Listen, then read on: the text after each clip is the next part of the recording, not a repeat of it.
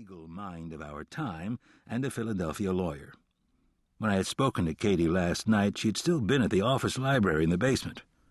I felt sorry for her till she told me the basement was on the 28th floor.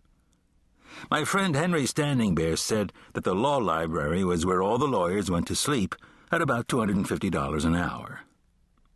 "You're the worstest storyteller we ever had."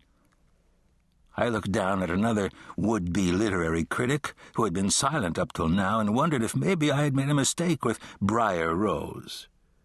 Cady had loved the story dearly at an earlier age, but the current enrollment appeared to be a little sophisticated for the material.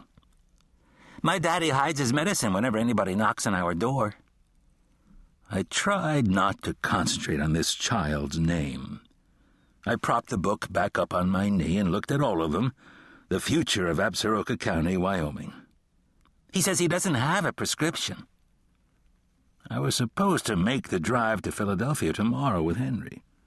He had received an invitation to lecture at the Pennsylvania Academy of the Fine Arts with his Mennonite photograph collection in tow.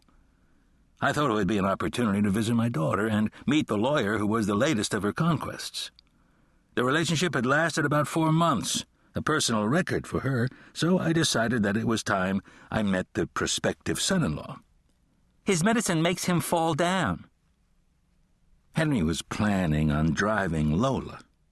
I had tried to talk him into flying, but it had been a while since he had driven across the country, and he said he wanted to check things out.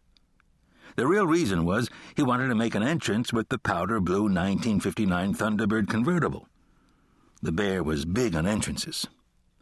"He smokes his medicine." We were going for only a week, but Cady was very excited about introducing us to Devin Conliffe, who sounded like a character from the Philadelphia story. I had warned her that lawyers shouldn't marry other lawyers, that it only led to imbecile paralegals.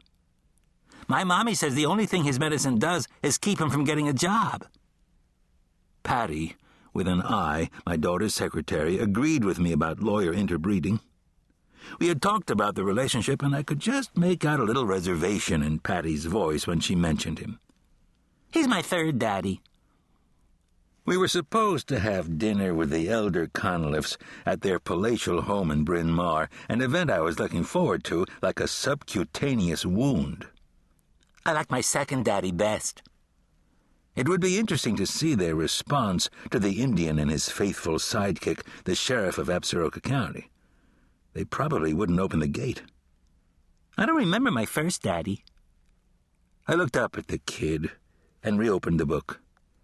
"Long, long ago, there lived a king and queen who didn't have any children."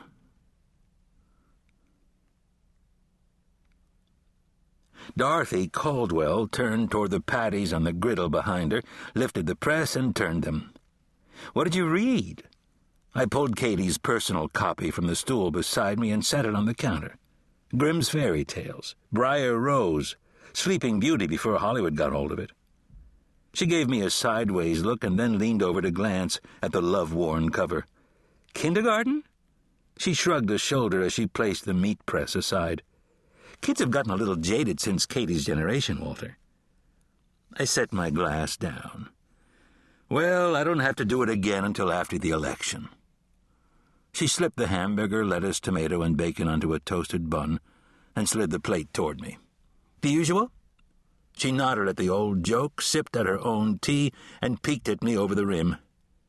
"I hear Kyle Straub is going to run." I nodded and put mayonnaise on my burger, a practice she hated. "Yep, I've seen the signs." The prosecuting attorney had jumped the gun this morning and placed his red, white, and blue signs in all the strategic spots around town before finding out for sure if I was really going to run again. So far it had been the strongest motivation that I had had to continue my tenure. "Prosecuting attorney / sheriff." She paused for effect.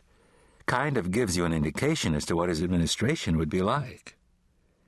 I thought about my original plan to run for sheriff, put in half a term, and then hand the reins over to Vic, allowing her to prove herself for 2 years before having to face a general election. I chewed a chunk of burger. You think Vic would make a